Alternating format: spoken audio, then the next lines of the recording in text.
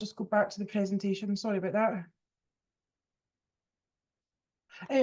So when I'm talking about barking, I'm generally talking about three main categories of barking. Now, these are very general and are not, they overlap, and they are really my way of trying to categorize barking when I'm choosing a training plan rather than they fit specifically into one thing. So the main categories I have for barking for what I see, clients I see, would be what I call triggered barking. So that's dogs generally within their own home or garden. It can be in other locations, but they hear a sound or they catch a smell or they see something and it triggers them to bark at that thing. That can come with anxiety, or it can be a territorial type behavior, and dogs are not that particularly anxious about it.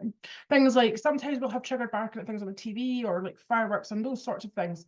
That's what I describe as triggered barking. I'm going to talk about a training plan for that shortly.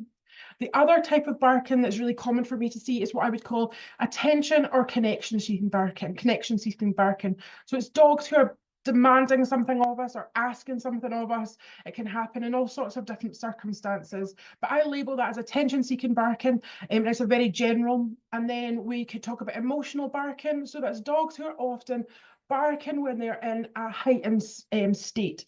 In the last webinar I did, somebody described how her two spaniels would have to go on their lead to cross a road, and when they got to the other side, she would let the leads go or let leads off, and the dogs would race off barking at each other. Or it might be your dog is really excited when they get somewhere or anxious, and then they bark. And the fourth type of barking, which we're not covering in this webinar particularly, is what is often labelled as reactivity or reactive dogs. So dogs who, in general, are on lead and are barking at generally people or dogs, and usually there's an element of fear, frustration, or some sort of negative emotion linked to that. So I'm rushing through this part so we can kind of get to the meat of the presentation, which is where I discuss each of these topics individually. So talking about triggered barking. So triggered barking is one of the things that, so I'm going to talk about this specifically. So people who have dogs, and most often when people ask me about this problem, it happens in their house or garden. So I'm mainly going to talk as if we are in a person's house when we talk about this. So we have dogs who hear a sound, or somebody comes to the door, or all those sorts of things, and then the dog is barking at that. And then when people have problems, it's often that the dog barks and then they don't come back down to a neutral state. So they bark and they stay barking and are often upset. And that's often when people come to me for triggered barking help. So when I'm working with these sorts of dogs, I have to have a think about how we're going to go about this problem and how we're going to get there. And there's lots of different elements that come into that. But one of the things I think about with triggered barking is often we have dogs who are feeling a sense of dysregulation. So they're feeling unsettled, unable to relax, unable to go from barking and back down to neutral again. And what we want to do with these dogs is help them to find a way to come back to what we would call emotional regulation. So when we're looking at triggered barking, so dogs who are barking at those sounds outside, for example, the first thing we want to be doing with those dogs is limiting their exposure on a daily basis to those triggers. It can be, if all dogs can be prone to do these things, so it makes perfect sense to try not to have our dogs being exposed to those things. So in my house, for example, that is my back garden leads directly out into the street, so people walk past. So I spent a bit of time making the fencing, so it's difficult for the dogs to see through. There's privacy fencing, so they're not constantly watching out for people coming past. That makes such a difference. And lots of people already have thought of that. So it might be about rearranging furniture, so your dog's not sitting perched looking out the window, or it might be about thinking about background noise to deaden out some of the triggers. But I think lots of people will have thought of those things before they come to me, and I'll come back to my training plan in a minute. But with any dog who has excessive amounts of barking, we also need to look at, can there be underlying issues? And that can be health issues that are brought about by age. It can be boredom. Boredom's a really toxic emotion for anybody to experience. Often I hear people saying things like, oh, we just need my dog to be bored and not be so triggered by those things. But often it's boredom that is the underlying emotion that causes an issue. things like unmet needs as well. So dogs who are under exercised or who are not having breed specific or individual specific outlets. And also dogs who live in households where people get upset by outside things too, or the dog's barking causes the people in the house to become upset and become dysregulated in themselves. So it might be they're shouting at the dog or they're feeling anxious. And sometimes those things can really impact on how likely a dog is to bark at triggers. So when I go to visit a house with a dog who's barking at triggers, and I am convinced that the problem is mostly related to the dog seeing a trigger and barking, and the dog's not really trying to get attention, I have a fairly simple training plan that I'll use. And now this is a training plan that I give out multiple times a week. I have used on my own dogs when they were young. My Velma was a really barky puppy. Every time we move house or go on holiday, I'll use this plan till they settle down and get used to various triggers. So my simple plan is that when the trigger occurs, and usually you're alerted to the trigger by the dog's behavior. So it might be somebody passes the window and the dog rushes to the window and starts barking. I then provide a food scatter for the dog. And there is some nuances that are really, really important to this. So when the trigger occurs, I want to give the dog an opportunity to, excuse me, lower their arousal level. So it's not about the dog barks and then they're given a treat. The dog sees the trigger, is triggered by the trigger, and then they're provided with an opportunity to sniff and calm themselves back down. And for most dogs, when they're used to having small food scatters, it becomes a very calming behavior. The scatter must be multiple treats. They should be small treats, and they should, if at all possible, be not that easy for a dog to see. So somebody who's got, white tiled floor, throwing down a handful of small brown treats on it might not have the same impact than if we provide the dog with a crumpled up blanket or on their bed and they have to sniff for the treats, but they can't see them. So the dog hears the trigger, and then we throw down a scattering of treats for the dog. It must be multiple treats, because if we just have one treat, what we get is the dog eats the treat and then repeats. So they eat and repeat, I call that. They eat the food you put on the floor and then they rush back to the window. But if we provide scatters, the dog will switch from using their ears and eye senses and then onto their nose. And often that allows them to let the trigger and what's remaining of the trigger become a background noise rather than the thing they're focused on. The other thing in this training plan is that it shouldn't include attention. So if I was doing this training plan with my dogs, it would look like we are watching TV, for example, and when I moved into this house, there's a footpath by the window, and they would see somebody on the footpath and they'd rush to bark. And certainly in the first few days when we moved here, I pick up the jar of treats. I might rattle it, but not in a way to frighten the dog, just so they hear that I'm opening the treats, throw them on the floor, and continue on. And I should say, I'm talking about this in multiple dog situation because it's my multiple dogs I'm often talking about who don't argue over food. Don't worry if you've got a multi-dog household that doesn't happen. I'll come to that in a minute and talk about how to work with multi-dog households. But so whether you're single dog or your dogs who don't argue over food, you throw the treats down and then you must continue as if nothing happened. This is not a way for your dog to start engaging with you over food, or we don't want it to become a behavior that they do to gain attention. And we'll talk about attention barking shortly, but it should be scatter of treats and then everybody continues on as if nothing happened. And what starts to happen with dogs when we do this is that the trigger causes that burst of adrenaline and that emotional dysregulation. And when we start to provide something that lowers their arousal, they will start to choose to do those sorts of behaviors themselves. So one, the trigger may become associated with a pleasant outcome and they may feel differently about it. So we might get a change in our conditioned emotional response. That may happen, but we will certainly get, and I say this because I've given out this training plan so many times over the years, but we certainly will start to get dogs who see the trigger and do not get the big burst of adrenaline and therefore don't bark.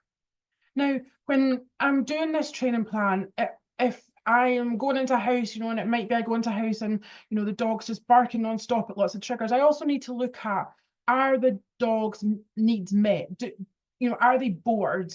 Or do we need to find other ways to meet their needs so that they're not just only exciting thing that happens in their day is staring out the window and barking? And in that case, what we'll often use is I'll often use like lots of the enrichment puzzles and toys and chews and things to give that dog other things to do rather than just sitting and watching out the window. So it might be if you've got a dog who's constantly triggered you and they're spending most of their wake time looking out the window, they probably need to have some different needs met.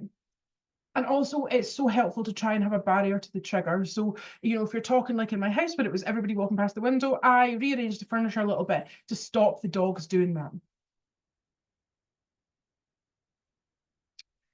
So the guiding principles for dealing with trigger barking is, this is the bit that, have a really think about, is when the dog perceives a trigger. Now, if you can get in before they bark, great. But quite often in most people's houses, your perception of the trigger will be your dog barking or your dog reacting in some way. And I don't find that the training plan is particularly impacted by the dog perceiving the trigger and kicking off first. But the dog perceives a trigger, then you provide an opportunity for the dog to regulate their emotions. And my favourite is sniffing. It works the most effectively by a country mile. And it also allows clients who might be dealing with this on a multi-time in an hour. So the dog may be multiple times in an hour being triggered by somebody walking past the window, for example, or a dog walking past the window. When you start to look at chewing, as I've suggested here, it can be a lot of chews, and the dog eats the chew and then the next trigger comes and they have another chew, and it starts to be a lot of calories, and clients can find that hard to get on board with. But when we go for sniffing, we can have small amounts of calories regularly.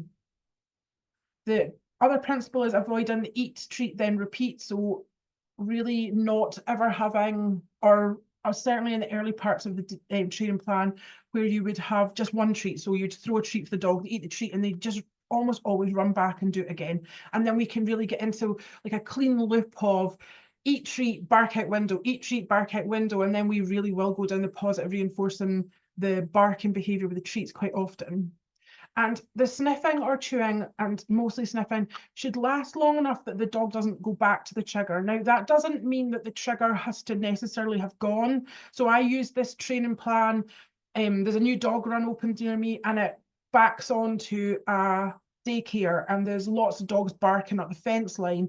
So those dogs never go, but once my dogs have had a few sniffs of treats in the presence of those dogs barking, their emotions have, arousal has reduced enough that they're not near as triggered by the whole situation. So, but the sniffing should last long enough that the dog can relax, and that will change depending on where you are in your training plan. So how far things have gone. And again, the other guiding principle for this is that this should never be a sequence, a pathway. The sequence should never be a pathway to interacting with you. So it should always be a scatter, and then you go on and do whatever you were doing. And if you're watching TV, your eyes go back to the TV as quick as possible. It's just you're providing this nice scatter for the dogs to calm down. So everybody always asks me with this training plan, will this plan reinforce barking? And it rarely does. So I always think of this training plan like giving somebody who's frustrated and worked up a cup of tea.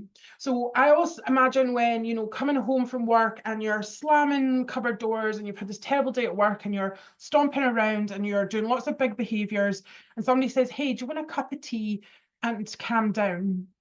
It doesn't make you when you want a cup of tea, you don't start slamming doors. You're not reinforced by that door slamming behavior by the cup of tea. And not every single positive thing that we do with our dogs will work as a reinforcer. And I think of this as we're more setting the circumstances that when the dog is triggered, that they have an opportunity to calm down. And if you watch dogs who are not triggered very often, so my rescue dog Otto would be one of those dogs, so he can be aware of something in the environment that will make him anxious. If he's outside, he will then start sniffing and calming himself down. It's not that he stays triggered. So it's like the cup of tea. So when people say, will this reinforce barking? It rarely does. The odd occasion that I see it happen, quickly you start to realize the dog is now doing behaviors for attention, and we can then change our training plan to the next one I'm about to discuss, which is how to work with dogs who are barking for attention. So that very occasionally can happen. And certainly with my dog Velma, she will occasionally, if I'm doing, it's very specific circumstance, if I'm training one of the other dogs and she's fed up waiting, or she's frustrated by the slowness of the exchange when it's her turn, she occasionally will bark towards the window or towards the garden gate as if there's somebody there, because it's really disruptive. So it'll disrupt the other dog, and then she can run in and act like she's going to get trained. So it can a little bit, but the benefits well outweigh those little risks or those little moments. So moving on. So triggered barking in multi-dog households. So in my house, we do not have an issue. The dogs can argue over toys occasionally, but they do not argue over scatter. So in my house, I can just throw down food for all the dogs and they will share it. I know that doesn't happen in every house, and it certainly doesn't happen in every one of my clients' houses. So when triggered barking is an issue in those houses and we want to work on it, there's generally one, most houses I go to, there's 2 dogs or occasionally 3, and some of the people here might have many dogs, but there's usually one dog who's the problematic dog for sharing, who doesn't like to share. So usually what I'll have clients do is teach that dog to leave for their scatter, and I would practice that away from triggers. So we would practice, we're going to do some scatters now, and the dog who's problematic will have their scatter outside a door, and the door is shut behind them, and then the others can have their scatter, or if you've got 2 dogs, you just separating the 2 dogs. You can practice that without triggers, and what will start to happen is the trigger can become the cue to go to the separate place. Now, the more dogs there is in the household, I would say the less effective this training plan is, but it still works.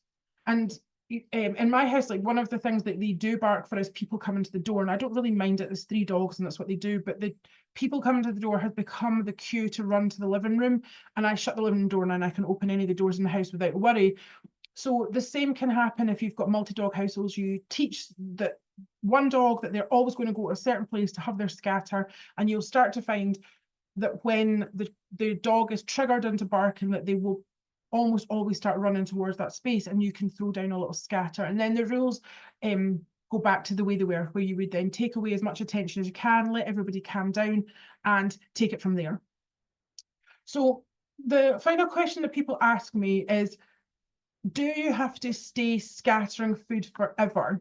And my answer to that is no, very, very rarely. Almost always what happens is, when I speak to clients, is they have a really intense couple of weeks or a week, or sometimes even just a few days, where they're scattering for lots of triggers, but the triggers start to have such a changed impact on the dog that the dog gradually will stop being triggered as often, or they are triggered much less, with less intensity. So clients can then see that their dog might give a couple of whiffs, and then they're like, oh, I don't care about this anymore.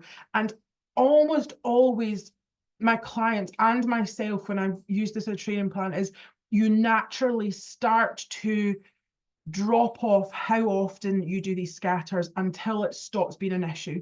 And my 2 that are the most barky and most easily triggered are 10.5 and 9, and I still see There'll still be occasions, but mostly it'll just be I can call them away from it. So if they're in the garden, dog walks past the back gate, they're going to bark, but I can call them in. And these days that might just be a toss treat because they're not that elevated way where they're going to race back out and start barking again. They're just coming away from the trigger.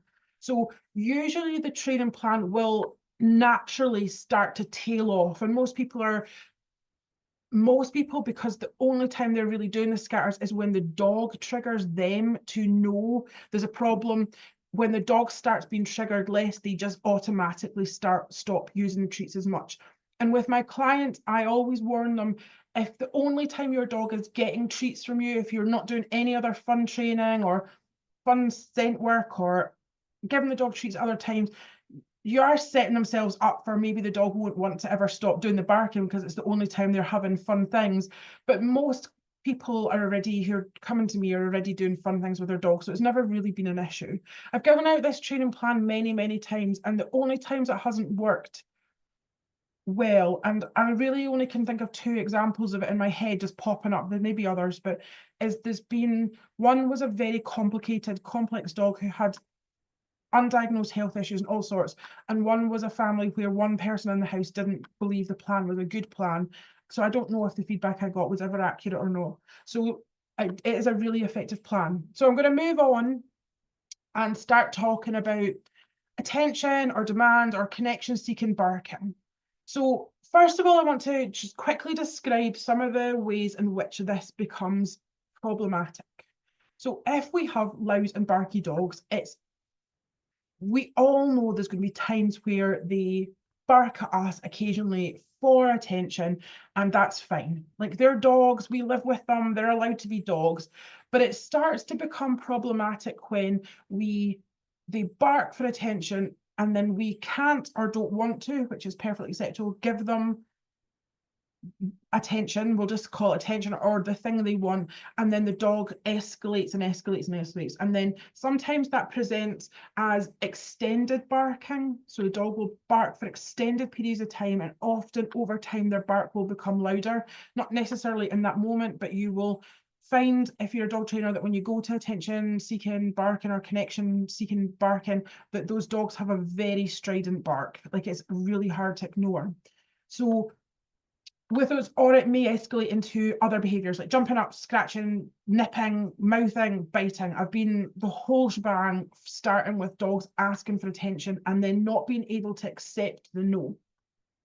And that's really where the problematic behaviour comes from. The dog asks with barking and then the answer is no, and then they don't know how to accept that, or they're not able to accept that in some way. And excuse me. So some of the examples, or the common examples I see, are, one is people who, when they're training their dog and then they want to stop, and that might be in class, and they want to stop and do something else, and then the dog just barks at them for the whole time. And I've certainly been on training days where I've seen trainers have that issue, and I certainly know what it feels like to have that issue as well. My dogs aren't too bad for it now, but certainly there's been moments that they have been. There's dogs that I go into their house and then the dog wants something, or the dog can't settle, and then they bark non-stop. Or it might be people go for a walk and then they stop to talk to somebody else, and then the dog will bark until they move on again. There's many times it happens, and there's many times it happens in a normal setting of, like, the dog's water bowl's empty, so they bark until it's filled up, or the dog wants out to the garden and they bark until they're let out. Like I say, generally only becomes a problem when the dog can't have their need met. When I meet dogs who are persistent attention-seeking dogs, I feel bad saying that phrase over and over because it seems so negative, but it describes it well. But they often will have, again, health issues that make it difficult for them to settle. They may be bored, which can also be related to health issues, and sometimes they have unmet needs. And again, sometimes people in the house become really anxious, and that can add to the problem for the dog. So when I'm looking at attention barking, I want to look at, does the dog understand the cue between they can have attention and when they can't have attention, or has it become a grey area where sometimes the dog gets attention and sometimes the dog does not? And that is often the case, and that can come about just by the sheer unpleasantness of being barked at, where sometimes some people will be like, oh God, we just need to give in, and they give in to the dog, but actually that then causes this grey area where the dog's like, oh, well, I'm just going to be more and more persistent, because at some point they give in. So when I'm looking at these dogs, I want to understand, when the dog asks for attention, do they get it? So I'm sure everybody who's joining this webinar are give their dogs lots of attention, because you're all dog training enthusiasts at the very least. And then almost all of us have times where our dog gets no attention and the dog is fine with that. And then we need to look at, is this happening in within that grey area where the dog doesn't understand that they can't have attention? Excuse me. Dogs who attention seek often have an unmet need. And sometimes that's around feelings of safety, and I'll discuss that in a second. And it's often unclear to the dog how to get what they want, or more importantly, what they need. Some of the dogs feel unsafe without their person's full attention. So when the person's attention is taken away, they feel unsafe. So when I'm talking about a dog who's having an unmet need, I met a really lovely dog today, who, when her person is standing still, particularly if she's talking to another dog owner, her dog will bark non-stop. And really, really lovely people. And when we were really observing the dog today, alongside my dog, what we could see is that she was actually really uncomfortable about being around other dogs, and standing still had become a really uncomfortable situation for her. So she was using barking to try and hurry her person up to get away from a situation of feeling uncomfortable. And it can be really easy with dogs who attention bark to feel it's like a naughty behavior or a bad behavior, or they're deliberately being difficult in some way, and it can feel like that. There's no getting around it. It can feel difficult to be in it, but it's really important to remember that those dogs often are not coping. So dogs who are attention seeking are in a situation of not being able to cope. So when I'm creating a training plan for dogs who are doing these behaviors, because that's what most people are looking for. So I'm going to take it as, I'm going to talk through a couple of little examples so that so it's easier, because it's actually quite difficult to give this as a general training plan. So when I take my rescue dog, who's in the picture there, when he first came to live with me, he did a lot of attention getting behaviors. So some of it was barking and some of it was other things, but the training plan's really similar. So I wanted him to understand that he could have attention, he could have lots of attention, and he could have lots of nice things for him to self-soothe. You can see there's a antler in the background and things for him to do. But I also wanted it to be clear that he could not get my attention sometimes.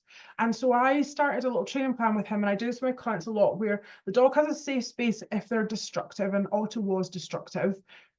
So they escalate their barking beyond destructive, where we set them up in their safe space. They have nice things, which can include a food scatter, so like nice things, and we take their attention away for short periods, and then we return if the dog, it's not even really if the dog's quiet. I want to set it up that the dog is quiet, and we build it up gradually bit by bit. So that might be turn our back on the dog for a second and return, and then build up over time that the dog's able to go and find their antler, go and lie down on their bed, go and find their things.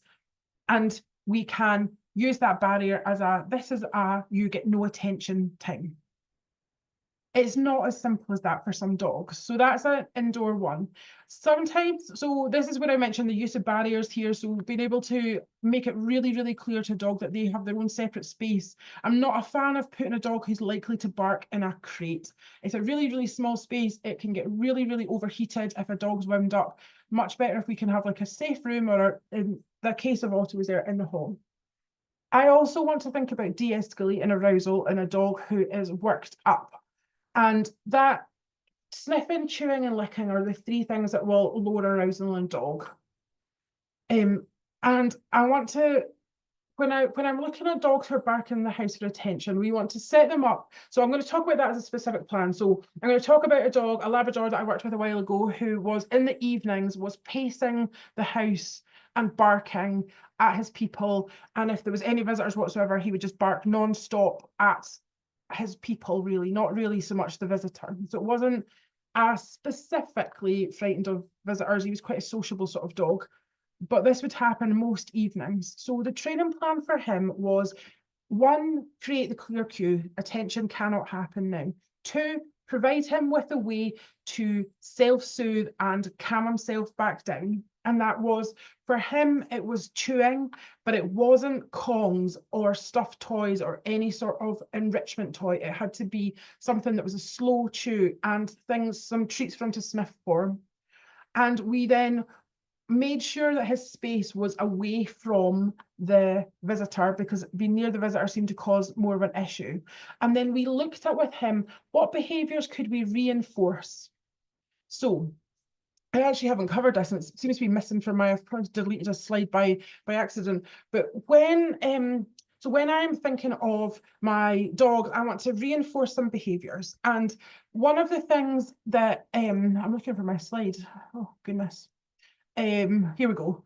This is where I wanted to get to. So when I'm thinking about reinforcing behaviours in a dog who's barking, we need to think beyond thinking about dogs just being rewarded for being quiet. And this is one of the really important parts for attention barking, is often people will have a dog stare at them and the dog will bark, or you know, it's often, this is the problem we're talking about, but any sort of attention getting behaviours, and the dog's staring at them, and then they go quiet, and then they provide the dog with food. So in the case of like this Labrador, that had actually happened quite a bit. Every time he sort of lay down or went quiet, he got food. But often when he was lying down, he was staring at his people. When he was quiet, he was staring at his people. And this detail here is really important. So if we think about behaviour as being not just a snapshot, but actually a cycle of time where the dog is doing a cycle of behaviours that leads to reinforcement. So with attention barking, often what will happen is dog goes quiet, they get treats. Dog goes quiet, they get treats. Dog goes quiet, they get treats. But when the dog's quiet, they're presumably thinking about barking, or are certainly thinking that that behaviour was effective. And when you reward that portion of the cycle, so the cycle is the dog's quiet but thinking about barking, still quiet, maybe they're sucking air into their lungs for the next round of barking, and we're like, oh, thank God they're quiet, here's some treats. What happens is when you reward that enough, and then you go, oh, thank goodness, let's extend the period of time before the next set of treats, the dog will then go, oh, right, okay, they're holding off, I better do a slightly bigger behaviour, and then bark. And actually what you do with those dogs is you strengthen barking by rewarding the start of the behaviour. So if you were, I don't even know how the screen works, so I have no idea who was looking at me, but if I was to be, I'm sat down just now, and you were to give me a treat, and then you were given another one, but I'm thinking about standing up, and I'm pushing down with my toes on the ground, thinking about standing up. When you stop giving me treats, my thoughts are, well, I was thinking about standing up, it must be that. And so often I always think about that with dogs, as what is the cycle? So with this Labrador in the house, we had to think of what were incompatible behaviours to barking that wasn't silence, because silence was definitely not incompatible to barking. It's the start of barking. Silence always comes before barking. So what was incompatible and what was helpfully incompatible? So for me, when I start a program with a dog who's attention seeking, and if we're talking in the house, but anywhere at all, I want to start looking at what's the incompatible behaviour with that. And it's usually when the dog takes its attention away from you or sniffs. So we can often start finding things to reinforce when we are saying, hey dog, you're not getting any attention, but I'd like to reward you for doing something that's going to feel good and you're going to get better at, but it must be incompatible. So when I'm doing a training plan with a dog who's barking, I will often set them up before we even start with something to sniff. So if that's a dog who I'm walking on the street with my barky dog, we meet the neighbour and I'd like to stop and talk to the neighbour, but my dog has a history of barking because they impatiently want my attention and to get going, I'm going to walk along, and as soon as I stop, I'm going to scatter little brown treats in amongst the grass at the edge of the pavement. And now my dog's sniffing before I start. And then from there on, I can start to look for moments when the dog is doing more sniffing and reinforce that, because I can guarantee when that dog is sniffing for treats on the ground, or sniffing because they're a dog and they're just sniffing stuff that I don't know what it is, but they're sniffing. If I reinforce that, I can guarantee I am starting to reinforce behaviors that are not related to barking. I can do that in the house with scatters, and I can do it outside with scatters all the time, or I can position myself in such a way that the dog wants to sniff the lamppost or sniff the corner of a bush. And when they're doing that, I can start reinforcing that. Or I'm thinking, I know Betty's listening in, we did a session with her dog who will bark at triggers, and he was lying down beside us, but we didn't want him to bark at triggers. So anytime he just casually looked around and watched what was going on around us, rather than barking for attention, he was like casually watching our things, we could throw him a little scatter, and we started to reinforce an incompatible behavior, which was not barking. And over time, we saw that grow. I'll allow people to ask questions about this, because I'm always never sure how this lands when I talk about it. But when we come to the end. But this idea of incompatible behaviors is really helpful. And then the other type of behavior I will reinforce in a dog who has been doing attention getting behaviors or barking for attention is behaviors that look like they're starting to relax.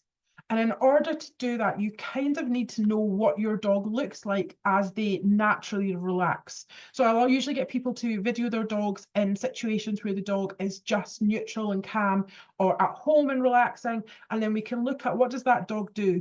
Is that dog got a very upright position and then they start to slump and relax? Do they sniff their own paws? Do they like, I'm saying these things because these quite often happen. Do they make little vocalizations that mean they're relaxing, like little yawns or other noises? Do they sniff their bed? Loads of dogs who are relaxing will sniff their bed.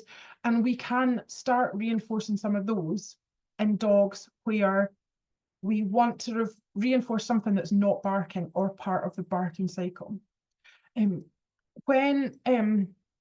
When I'm also thinking about dogs who are barking for attention, I want to think about clear cues that mean, my order's all wrong, but clear cues that we can use. So when I go into somebody's house and their dog is barking at them for attention, I went into a different Labrador, Red Lab, and whenever they sat at the dining table, the dog would bark for attention.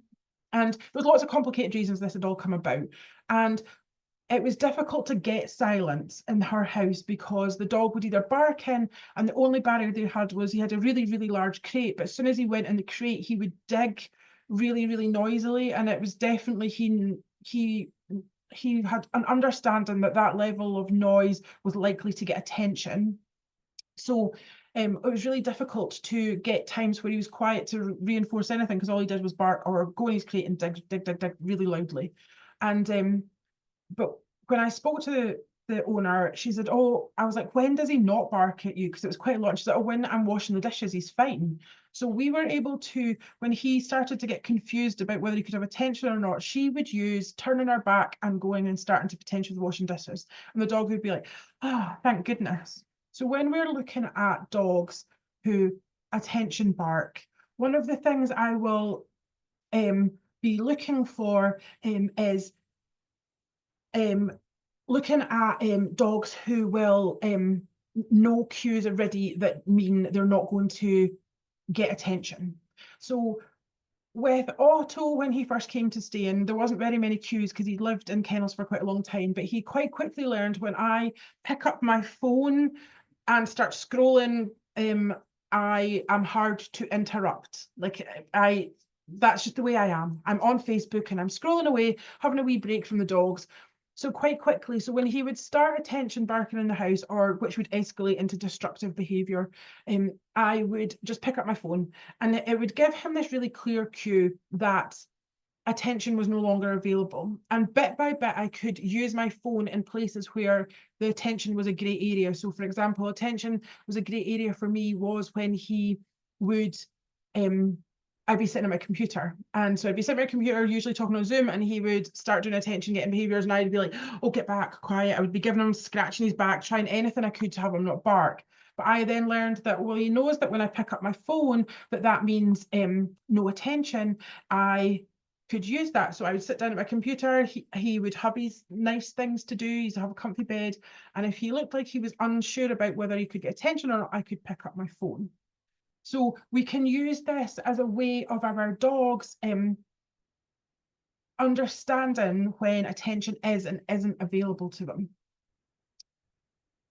So we've talked about like understanding behavior cycles. We've talked about thinking about behaviors that we can reinforce that are help our dogs to calm down and understand that they're being, or we're reinforcing behaviors and not necessarily understanding it, we're reinforcing behaviors that are incompatible. But we also want to look at allowing our dogs to do those things naturally. So whenever I work with any dog who is struggling to settle, I will look at, can they have things in the environment that they can naturally go and find themselves? And the client I was talking to today, they've been doing some work on attention-seeking barking in the house, and they now notice that their dog, when everybody does the we're not paying attention and everybody picks up their phone and looks at the TV and does all the things that sort of clearly says attention's not available to the dog now will go and pick up a chew and calm themselves down. So it's really important when we're thinking about attention-seeking behaviours, does our dog have opportunity to calm themselves down?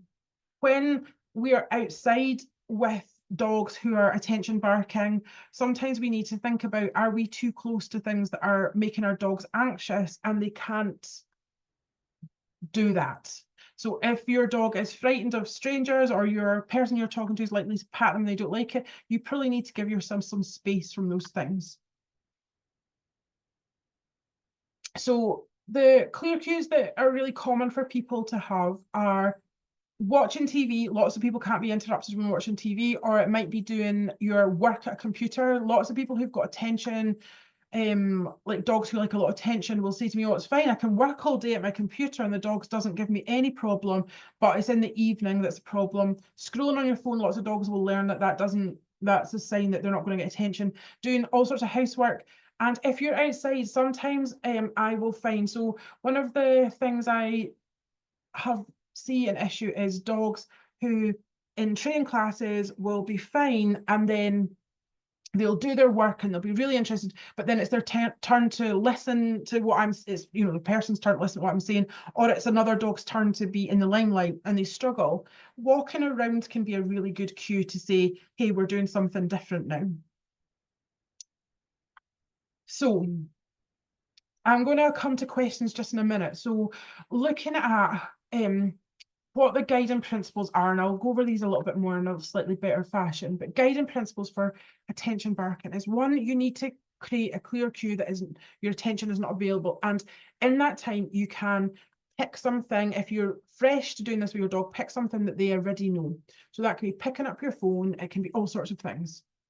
When your dog is able to listen to that cue of like, oh, right, okay, they're busy now, you can start putting other cues in place that you can do first. So my cue with my dogs is, in general, they're not perfect, but in general is, I will take my attention away from the dog. So I'll stop looking at them. So when I stop looking at my dogs, that's their cue to that they're not going to get my attention. Or if they ask for attention and I don't look at them, they generally will go and lie down. And that would be with when we talk about Otto at the start, where he would ask for my attention all the time by barking at me. I would stop looking at him, and then I would go and do one of the things where he'd learned he couldn't have my attention. So it kind of falls into a natural thing, because if I'm going to go and do the dishes, I'm not looking at him anyway. And gradually, bit by bit, he started to learn that if he barked at me and I took my attention away, there was absolutely no point in continuing it, because I wasn't going to give in. You need to start to address the reasons your dog can't cope without your attention. So if your dog is uncomfortable, if your dog's under-exercised, if your dog has grumbly discomfort in their hips and that they find it really difficult to settle down in the evening, those sort of things need to be addressed. If your dog's bored, you need to give them more things to do. And boredom can also be the sign of issues with your dog, other issues, health issues. because generally dogs do want to relax. They can sleep lots of hours every day. So if your dog can't settle, then often it's worth speaking to your vet and doing a pain medication trial or looking into all sorts of things. Set your dog up so they're likely to do incompatible behavior. So for example, if that's your dog barks at you when you're in a training class and it's now your turn to wait around, start wandering around and let them have a sniff. If you're in a class, it might be that you have to be really honest with yourself about whether your dog enjoys that, like an indoor group environment, or whether you need to look at somewhere where you can wander around. Or you set your dog up to sniff, and then when your dog is doing incompatible behaviors, you will then provide more reinforcement for those incompatible behaviors. And the best incompatible behavior is sniffing. And while you're reinforcing those behaviors, you must be maintaining that it's a clear no attention cue. So for me, that might be if with Otto, when he first came and he was doing the barking, he's in his pen, he's sniffing around, or he's moved away, or he's listening for what else is going on in the house, and I'm throwing him some food to reinforce that behavior. I'm also not looking at him or giving him attention. I'm not saying good, and this is a time for almost all of my barking training plans, I do not use a marker word or any form of marker. The food is just rained down generally on the dog, the scatters, because I don't want them, when I use a marker word, it's very much about me and the dogs engaging together, and that's not what my training plan is about for these things. So I don't seem to have a picture for this one, but so moving on for like the final part of what I think of as similar to attention barking is dogs who emotionally bark.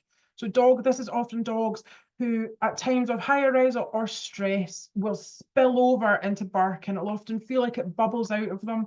One of my dogs, when I do scent work with him, I'll set him up all nicely in his wait position, and I'll give him a cue to go off, and he's been doing this a long time. He knows what he's doing, but he will, if he's excited, will turn around and give me about 5 barks, and then he'll go and do his scent work. It's a real spilling over of emotions. So it can include other vocalizings. It might start with whining and crying or other things. Often it doesn't have a specific purpose. So the dog who's emotionally barking might not be trying to get something from you in any way, but they may just be almost expressing this big feeling they've got.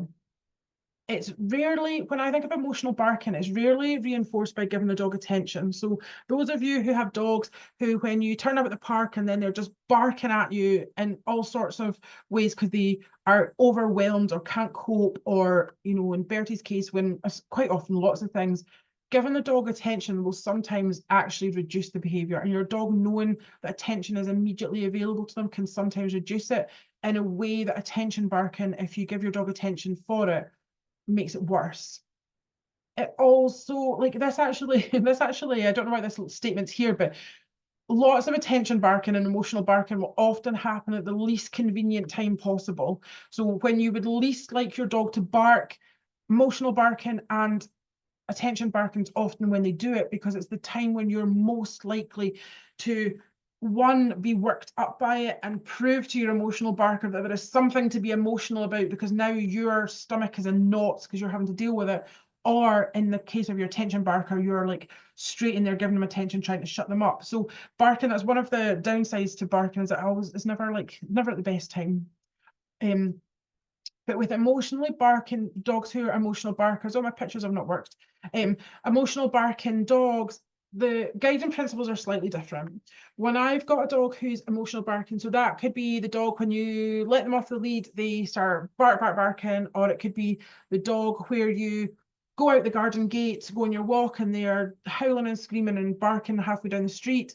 It might be the dog who's barking when you get to the park. All those dogs who are barking when they're overwhelmed and overexcited, we need to think about training clear, predictable patterns. And there's trainers out there who do lots of like pattern games with Leslie McDevitt, has loads of really good stuff on that if you want to go specific. But my pattern that I teach dogs very often is how to move between markers. So it's really influenced by Leslie McDevitt's pattern games. So I will teach dogs that there's a marker before they're likely to start barking, after they're likely to start barking and then continue on. And each one, they'll just be provided with reinforcement. So that might look like the training plan I work on most often with clients is dogs who are barking as they're going out of the garden gate or barking as they go out the back door for their walks.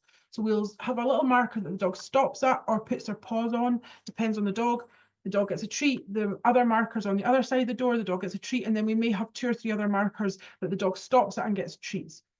Having those clear, predictable patterns can be so useful for emotional barkers because they can they get into a habit of thinking of something else. But you would teach them those markers at times of low stress or in an environment that's not stressful. So if your dog is barking at the back door, for example, then I would teach it to them in the garden at some other time. I would teach it to them in the living room. I would take my little markers out on a walk, and then when the dog's quite cool and calm, we could do it.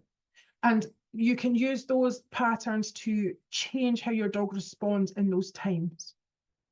I'll let people ask me questions if there's more questions I'd like to ask about that.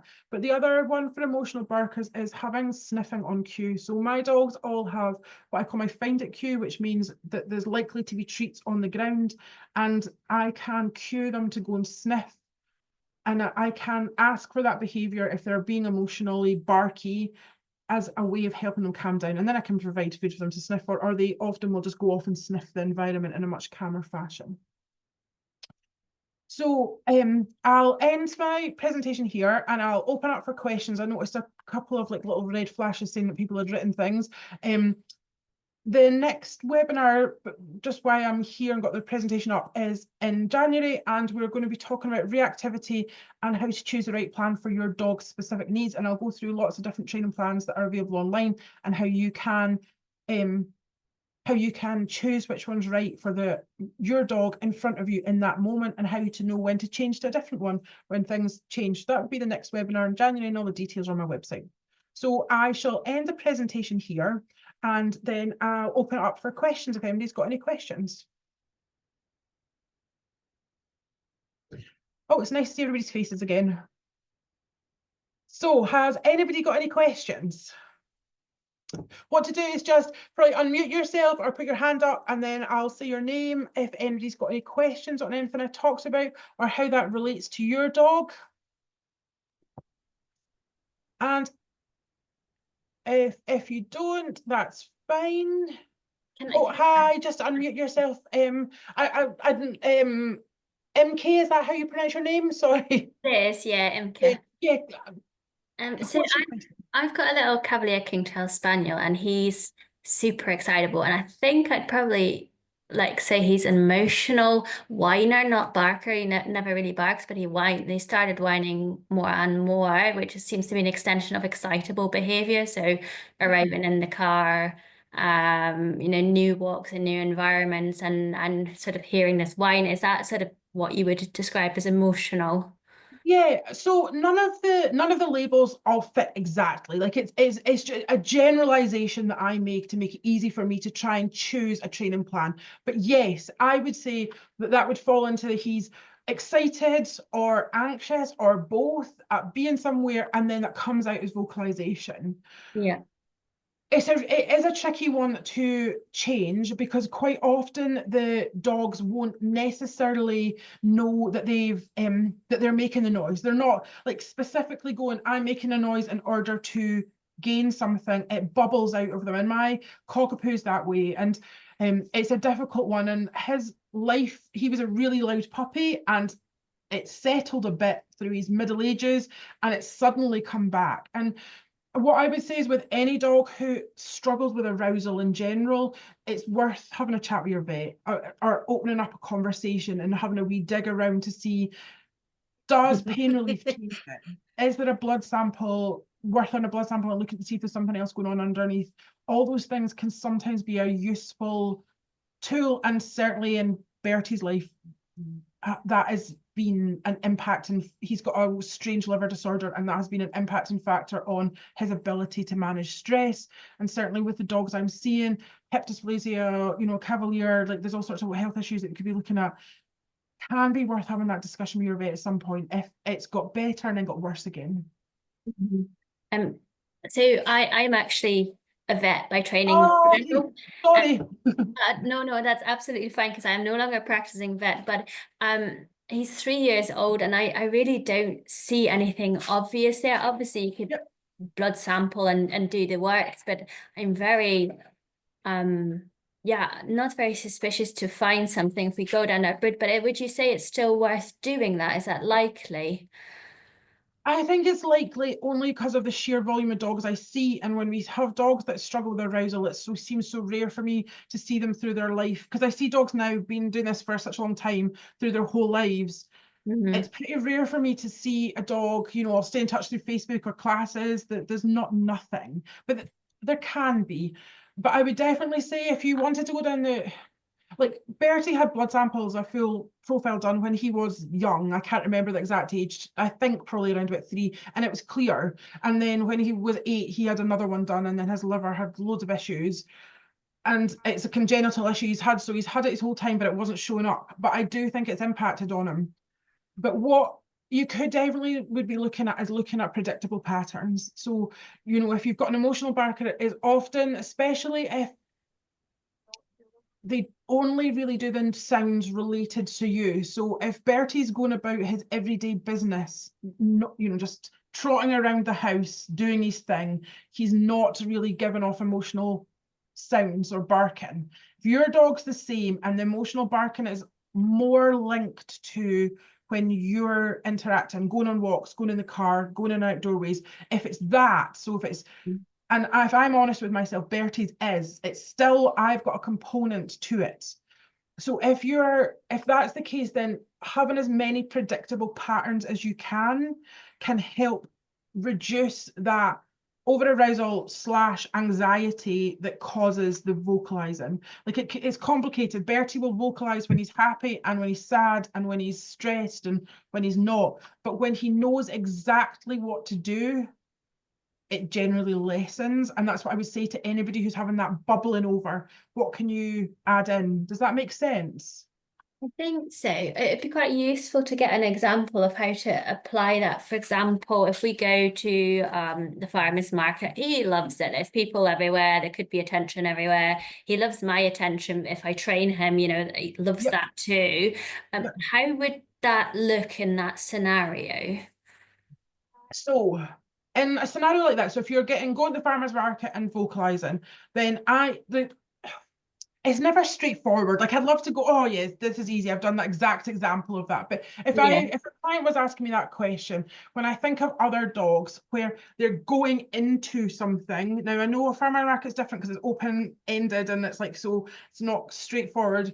I would definitely have, this is how you behave before we go in. Like I want you to sit and look at me and I will extend how long that is. And this is how it looks as you go through the threshold, and then this is how it looks as we walk on from that. And that would be, so for me, when I think of some of the dogs, like I haven't had the specific farmer market, but I've certainly had go into places, that would be some sort of stay and give attention behavior before, immediately over the threshold, and then a heel working type behavior. So like if he can't cope with just being loose leads, free to do as he wants, and that's causing him too much arousal, I would ask them to do a behavior that extends. So that it doesn't have to be some perfect heel work position, but it might be, I want you to walk beside me and I'm going to reinforce attention every 3 steps, and you can set that into a pattern of like 1, 2, 3 treat, 1, 2, 3 treat, and then 5 steps, then 10 steps, and then see if his arousal lowers would be one of the ways. So anybody who's got emotional dogs, that would be one of the ways. The other one would be, here we are at this new scenario that's very, very exciting for him. Can we go off to the side and can he sniff himself back down to a normal state? And then we go in. So that would be, some of Bertie's ones would be, if I go somewhere with him when he was younger, particularly, I will always go 10 minutes early and we just go around the car park or like walk through trees or something. And that allows him to be emotionally better. Does that make sense? Yeah. It's not straightforward. Nobody with barking issues will ever get 0 barking. Yeah, does that help a little bit? Yeah, that's really helpful. I think I'll give it some of them things a go and just sort of see how that works in practice for him. And you can practice all of those things with emotional barking, practice it where he's not too bad. Yeah. You know, like, so this is the pattern of, we're going to go through the garden gate. That maybe isn't your problem. So, you know, we're going to go back and forth through the garden gate. And every time we go through it, you're going to turn around and then we're going to walk down the street doing the 1, 2, 3 pattern game of here's a treat every 3 steps. Here's a treat every 5 steps. And then you can ask for it in situations where he's like losing his mind with excitement. Yeah. Yeah. Yeah. Thank you. You're welcome. Anybody else got any questions? Probably just unmute yourself, then me being able to see you if you've got a question. Okay, so sorry. Carry on, whoever it was. Sorry, it's Daisy. So I've got a hi, I've got a black Labrador Rex. Yep. Oh yes. Yep. Yeah, you've met Rex, I think. I've met Rex. Yes. So he barks at the postman, whatever. Somebody comes to the door. I'm fine with that. But outside of the house, there's 2 really specific examples. So if we walk into the park and I stop and talk to somebody, he'll start barking. Yeah. And unfortunately, I have to combine some of his walks with going to the park with my kids. So, and he's not allowed in like the playground. So I'll tie him up. And he never used to do it, but he will now, when he gets to a point, he barks, I presume because he wants attention, which is fair enough. Yep. We know that he's got quite bad hip dysplasia, which he's on treatment for. But yep.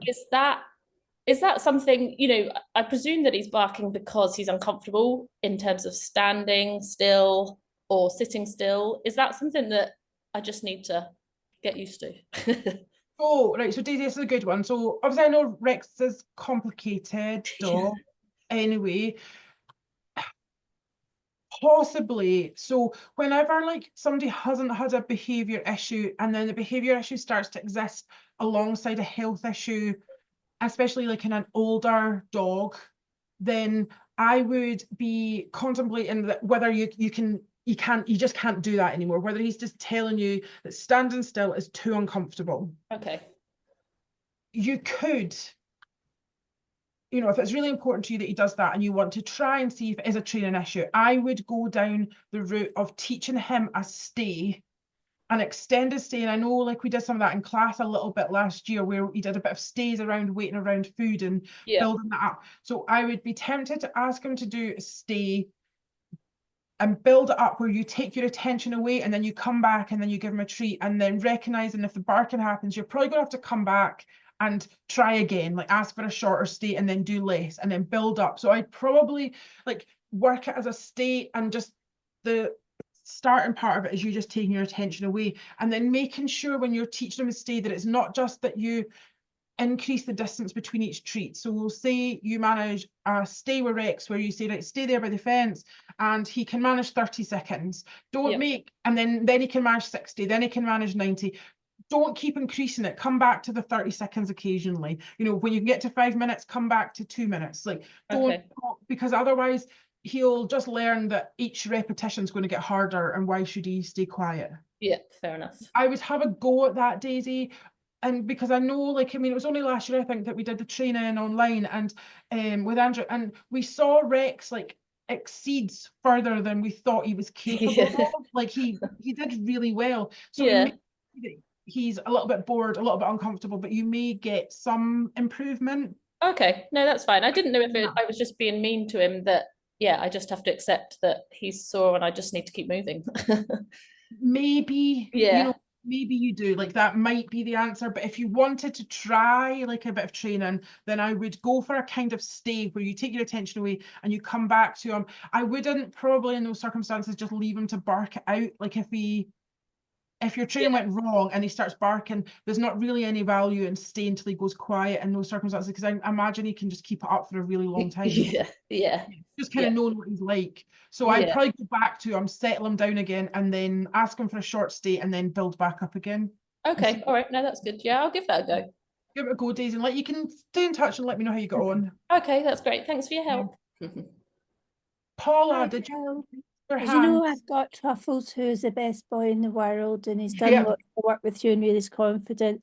and then we brought Santino into the mix. Things you told me not to get 2 dogs, Jill. I should have listened.